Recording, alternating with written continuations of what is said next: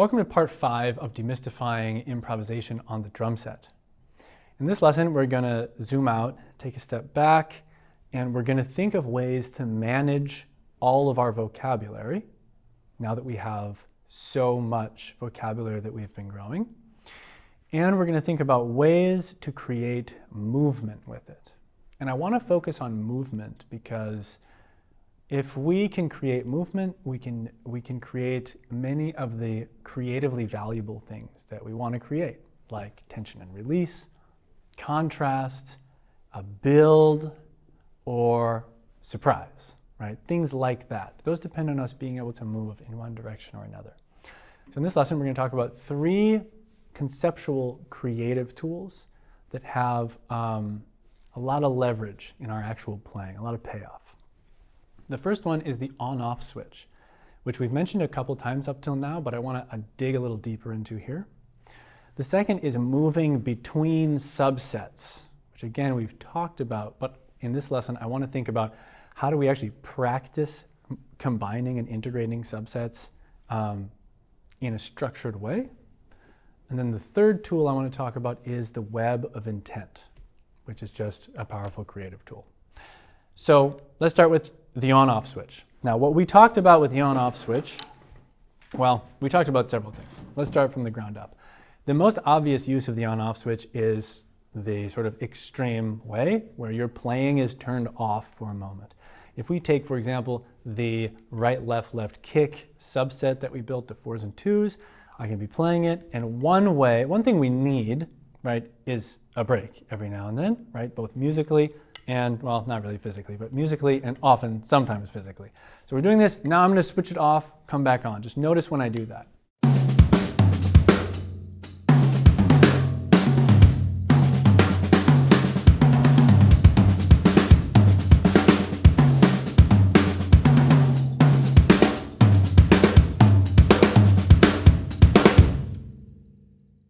Right, so sometimes I'm doing it, right, especially in the beginning for sort of a longer chunk, and then I'm turning it back on. But also just for a moment, right? So right, between space, right? There's this tiny little breath that I'm putting in there. That's me flicking the switch off and then back on right away. And these are great ways to take the vocabulary that you already have and essentially get a whole nother layer of variation from it. We can do that with, like I said, the right, left kick subset. You think about the right, left kick stuff that we talked about in the stutter and extend approach.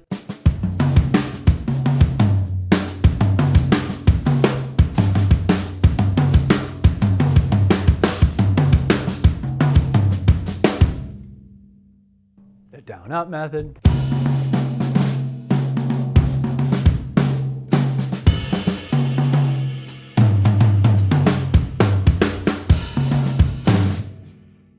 All these little pauses I'm putting in there, those are really just creatively valuable.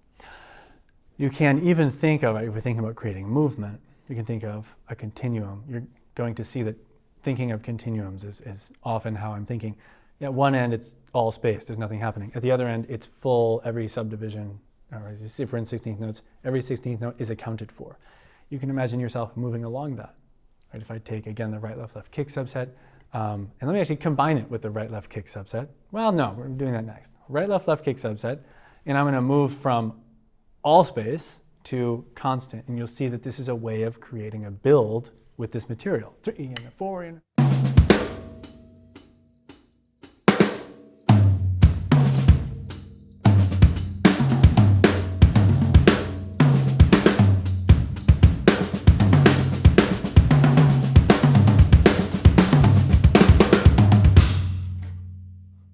We also talked about flipping the on-off switch in grooves, right? So we're playing the down-up method or another melodic strategy on the kick drum, and we're playing up here, and we just turn that on and off, right?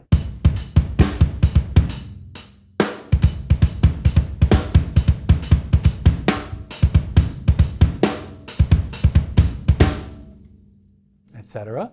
You think about the 6-3 down-up.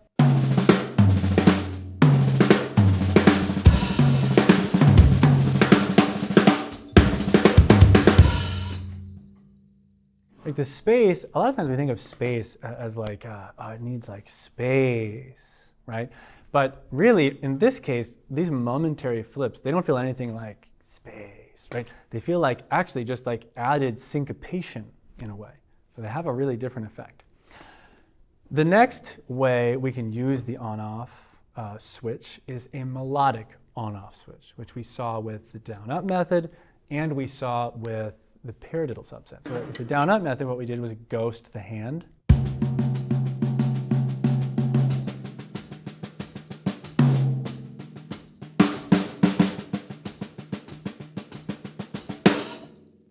So I'm still thinking about the down-ups, I'm still playing the down-ups, I'm just ghosting all of them so that this disjointed, sparse melody comes out.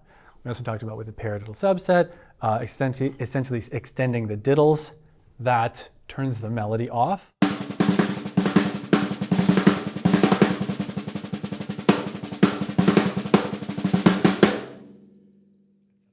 The third way we can think about the on-off switch, this is one of my favorite ways. I think this, you can immediately try this and get a lot of creative value out of it, is that when we flip it off, it's like the first way where we flip it completely off. But then what we're going to do is while it's off, we're going to play really simple stuff, just like da-doom, do-goo-boom, that kind of stuff. So let's say I'm taking the right, left, left kick stuff, off, boom, boom,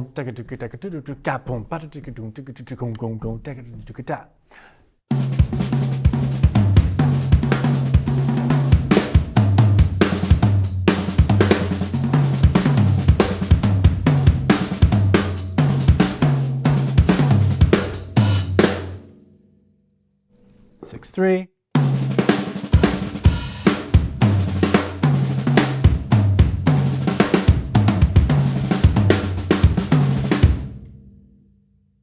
And then the fourth way we can think about the on-off switch is switching off the ghost notes, right? So we actually did this with the down-up method. We'll get the down-up method going. Let's say right hand lead, take this out, put it back in,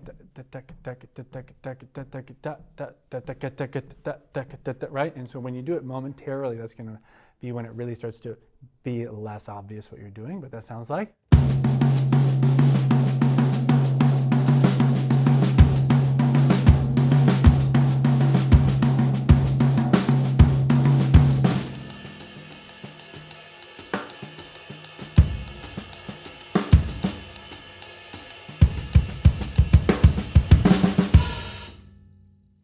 Now let's think about what this would mean with the paradiddle subset. So we've got all these ghost notes, diddle-diddling, at lightning speed. What would it mean to turn all of the ghost notes off? It would leave this really bare and slow melody. So if I'm doing four twos and sixes with the paradiddle stuff,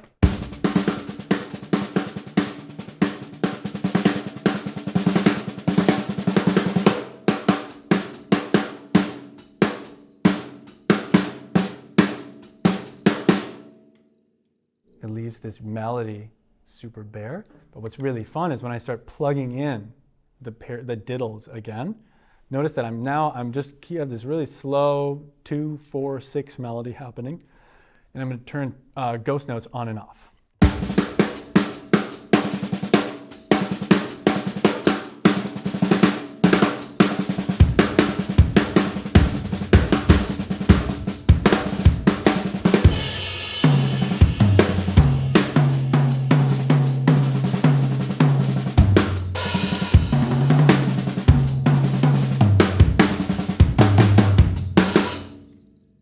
That's the fourth way, and you can combine these, right? So let's say I'm doing that. I have an on-off switch on the ghost notes.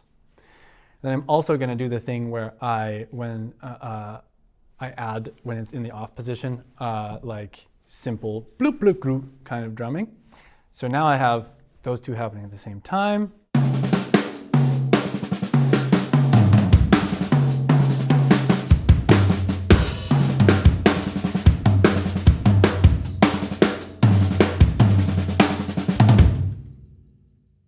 And then I can be switching subsets at the same time on paradiddles, and then I'm right, left, left kick.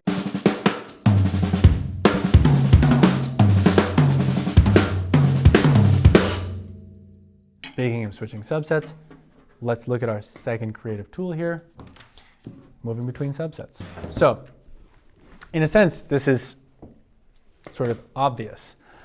We want to be able to combine all our vocabulary and move between it. However, oftentimes with improvisation, as we have seen, it helps to have some structure to it. Because like we saw in the very beginning of the first lesson, like I was talking about, when someone says, go play the drums, play a fill that never ends. Even though we know a ton of ideas and rudiments, it's often easy to just sort of like blank and run out of ideas. We need the constraints.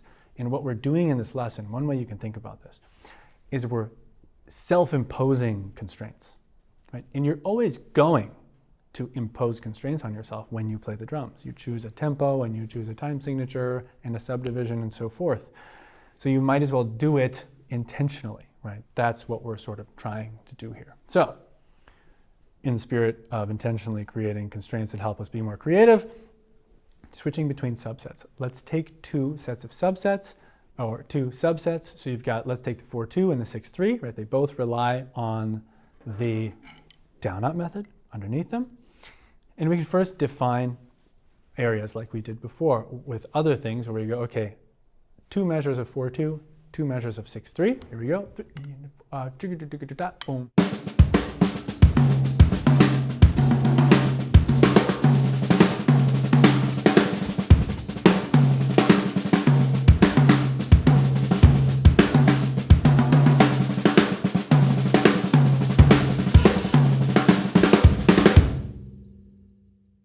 Right? And then you do 1 measure of each, and then we start to, like we've seen, start to do this momentarily, like we talked about in the, I think, 3rd lesson.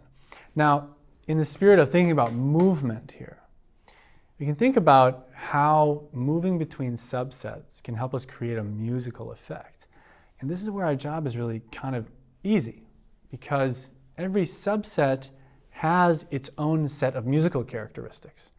In this case, the 6-3 down up is fast and it's smooth. It might even, I think it's safe to say, it's more snare heavy. It kind of wants to be played on the snare because you have all these fast ghost notes. Then you have the right, left, left kick subset, which is slower, more bombastic. And if you take stock of the musical differences of these, then you can again think of a sort of continuum where you're on one end and you're thinking, okay, I want to start smooth and fast, and then I want to grow big and bombastic. And you can follow that curve and essentially create an arc or a build of some sort, right? So I'm going, starting smooth, I'm getting bombastic.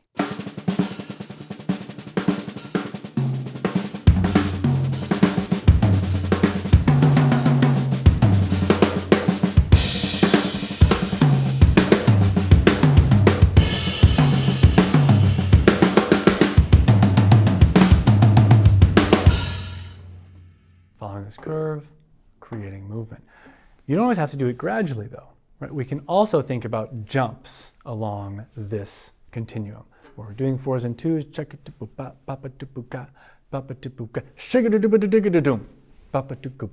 right? This is one way to make a section interesting, is to create this contrast between 2 sections that are moving sort of at the same time. So that's 2 subsets, and moving between them. Let's take a second and think about what it looks like to move between way more vocabulary. So we have 4 subsets. We actually have 4 subsets right now that are all centered on the down-up method. So the melodic strategy is the through line through all these, which is why rhythmic vocabulary is the root of all creative drumming.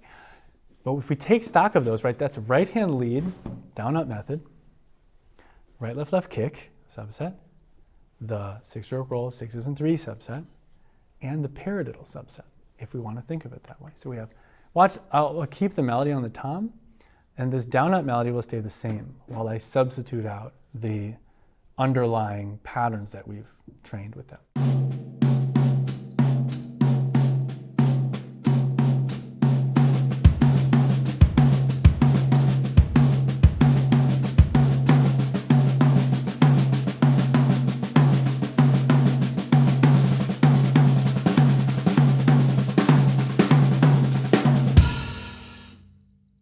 Nice, so now we have this underlying melody, this melodic strategy, and we can think about moving between all of these subsets that are sort of attached to it, right? So da da da, shigga-da-da-da, da shigga-da-da-da, but if I now take it off of that tom, you know what's going on in my head, so try to listen for this melody, but I'm going to try to disguise it by, for example, removing notes and creating space.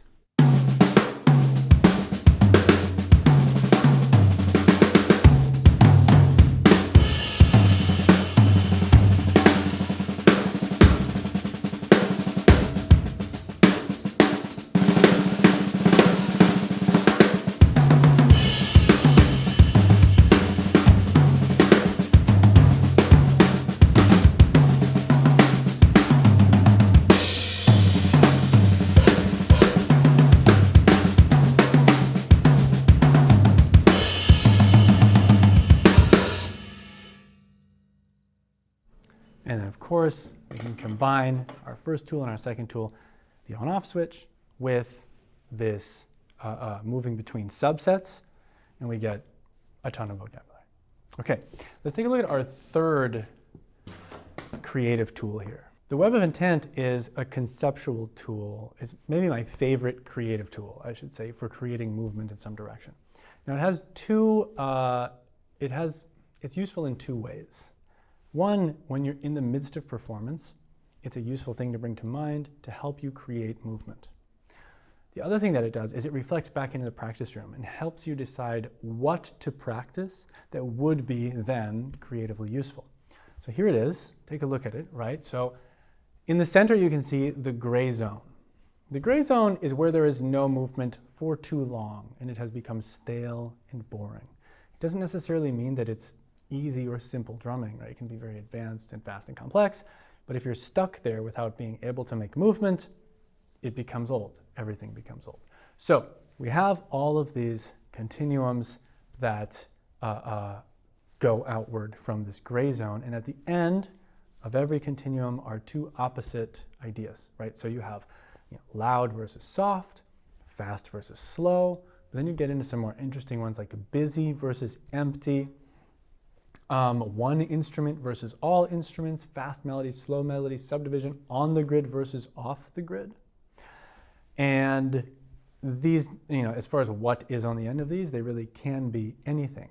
But let's take a look at how to use some of these continuums, both in the performance space and in the practice space. So first, let's take a look at busy versus empty. This is one of my favorite ones. So if we take our right-left kick subset, right? We're playing right-left kick, and let's say we get our pattern going and we've got some nice variation going. It sounds like this: 3 E and 4 E and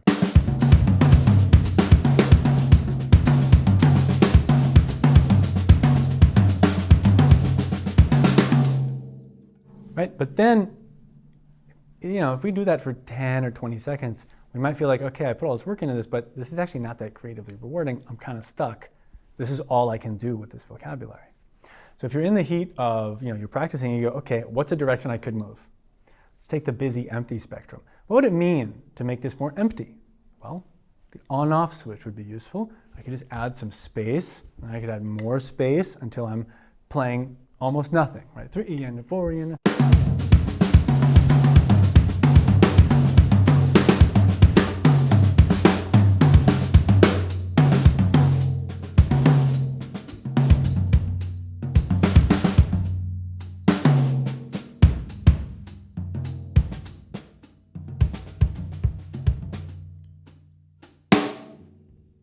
okay, that's one way to do it. I could downshift the subdivision. So instead of it goes chat, chat, chat, chat, chat. This is another way to move toward the empty side of this continuum.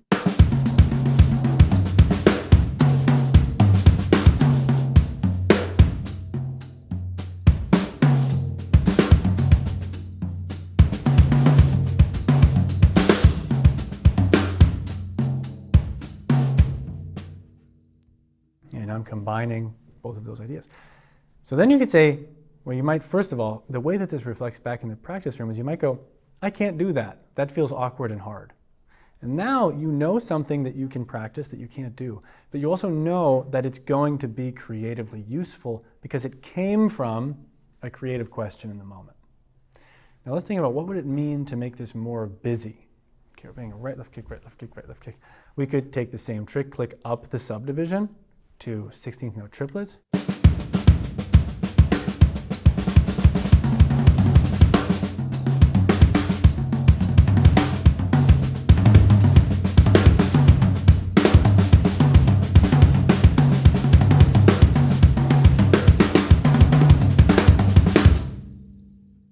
You might be like, that's hard. Again, okay, practice room. This is a cool idea. This will be useful.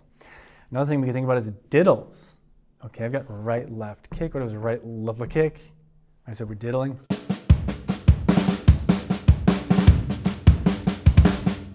Diddling each element, 2 at a time.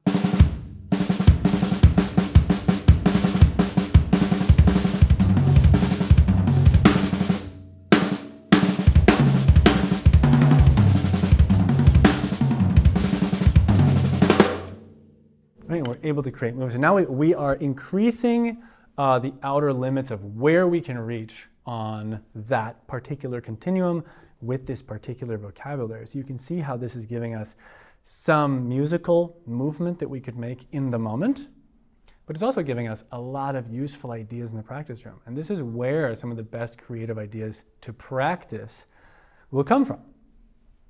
Okay, so that's the busy empty spectrum. We're thinking about right, left kick. Let's look at another spectrum that we actually just talked about, right? Sort of like there's overlap here. The binary versus ternary spectrum. This is basically it's in straight time versus it's in triplet time. And what we were just doing is the right, left kick subset, and then the 6-3 down up stuff, which is in triplets. You could go a step further and you could go, okay, I'm going to put on one side all of my straight time vocabulary. So if we just limit ourselves to what we've done in these lessons, we have the paradiddle subset, we have right, left kick, we have down up method. That might be it. Maybe I'm forgetting something. So we have that, and then we have everything triplet. And then we're going like this, and we're going, okay, what movement would this create? What effect would it create to move into triplets, which is faster? Okay, so I'm going.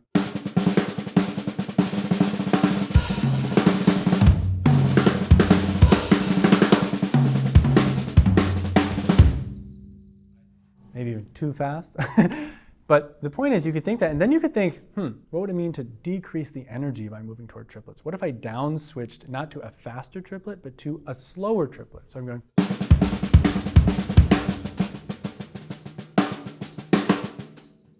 And you might just try the 6-3 down up stuff at that tempo.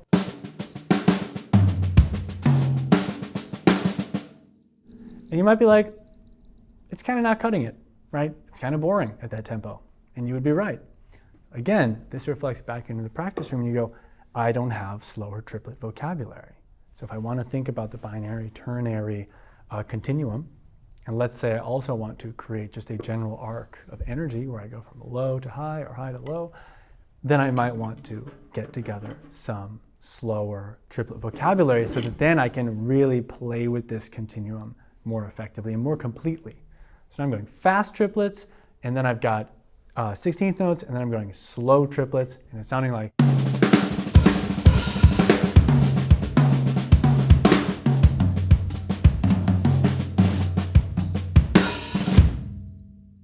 So the binary ternary grid, you've already got some great material for that.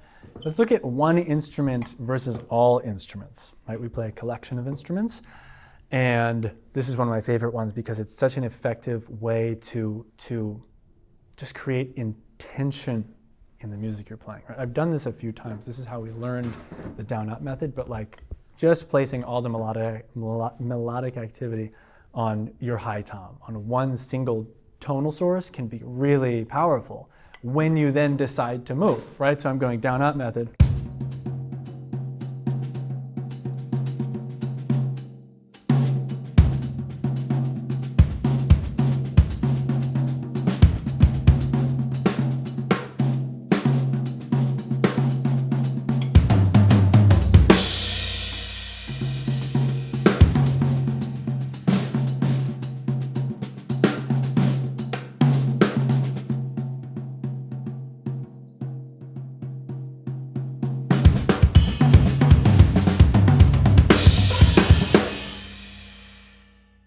right? And what happens there at the end, right, I had basically tom action mostly, and then I go do a fill that like explored a bunch of instruments, come back.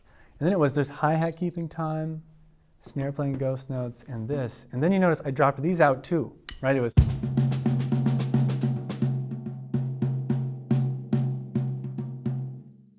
right, and then I tried to play a fill where I literally hit everything once. And this creates such a moment, right? It's easy to think of movement as like everything must be a build that then concludes and a new section begins to build. But really, in my soloing at least, a lot of times all I'm trying to create is a moment of interest that's just like takes you, right? So that might be one, and that might be enough. That section might not build. I might just move on to something else after that. Who knows? But this is one way to create a really powerful movement. And this would apply also if you are playing a groove, right? Let's say you're playing some of the 16 invisible rhythm stuff we mentioned earlier.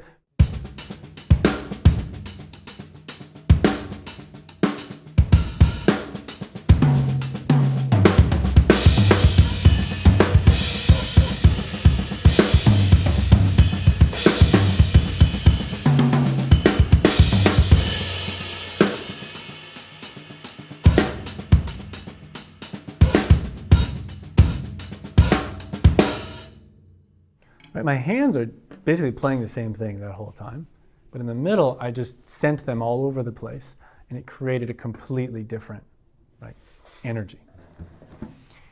Now, we've been, with the Web of Intent, limiting ourselves to a specific subset of vocabulary that we used, but there's no reason you can't totally break down those boundaries and start thinking about all your vocabulary. So let's take, if we, for example, were on this one instrument versus all instruments kick, let's see what happens if I break down the boundaries and I just go, okay, this is my main creative tool. I'm going to try to create like an A section and a B section. And my continuum that I'm moving along is how many instruments I'm playing. Okay. Let's play a little slower.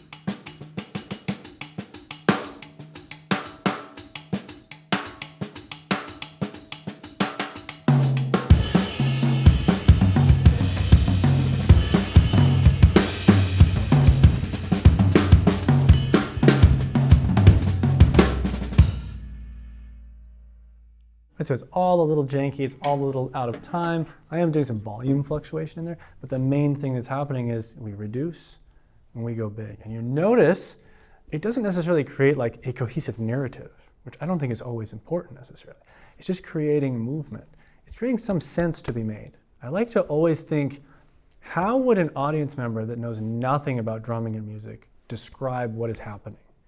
And if you think they can describe it, you're probably creating musical changes that are meaningful.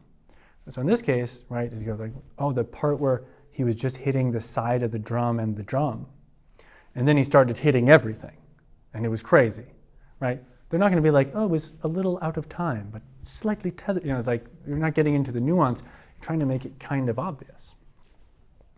So that is one instrument versus all instrument. Then you look at things like smooth and syncopated, and you look at your vocabulary and you go, okay, the paradiddle stuff, that stuff's sort of naturally smooth. It's on that sort of eighth note grade. 1 and 2 and 3 and 4. 1 and 2 and 3 and 4 and 4 and 1. And then you have stuff like right left kick, which is this polyrhythmic group of 3 that's inherently syncopated. The down up method, which is if you're playing it at the 16th notes, is super syncopated, and you can think about smooth and jagged in a way.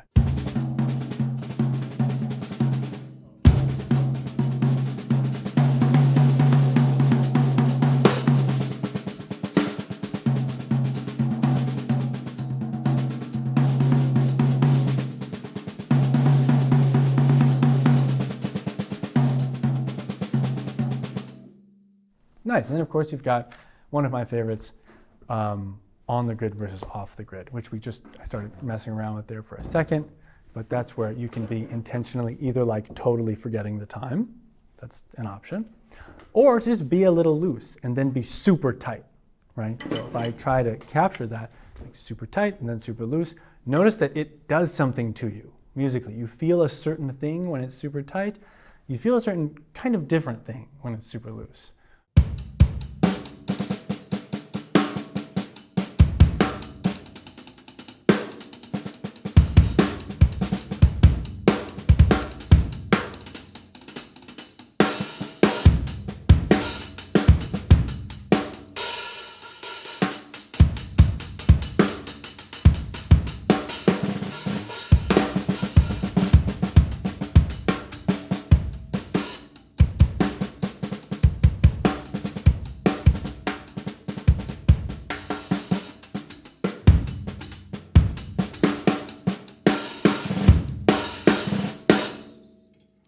And you can feel it, right? You feel it as you play it, and you feel it as you're listening. In a sense, I think in this case, you're like, thank God, when it comes back to being in time, it's like, ah, nice, I know what's going on. So, gang, that is the end of this series. It's the end of this final lesson, talking about creative tools for us to make movement. And I hope I have made some progress in achieving my 3 goals, right? My first goal was to teach you several strategies for improvisation that you can start implementing now and give you enough of a path with each of them that you can actually start practicing them and developing them. My second goal was to dispel some of the misconceptions around improvisation. Most importantly, that I wanted to show that it's a skill that can be developed with the right approaches and not a gift. The third thing I wanted to do was give you a taste of my teaching philosophy and make you aware that my website exists where I specialize in teaching this exact stuff. So if you're interested in really developing this skill set at a much slower pace and with personalized feedback and with a community of peers who are doing the same thing, check out jpbouvetmethod.com. You can use the code Meinl when you sign up, and you can try 30 days for free. I want to thank Meinl for having me here and for supporting me all these 12 years that we've been working together. And thank you for your time and attention. I'll see you in another video on YouTube or maybe on my site. Happy improvising.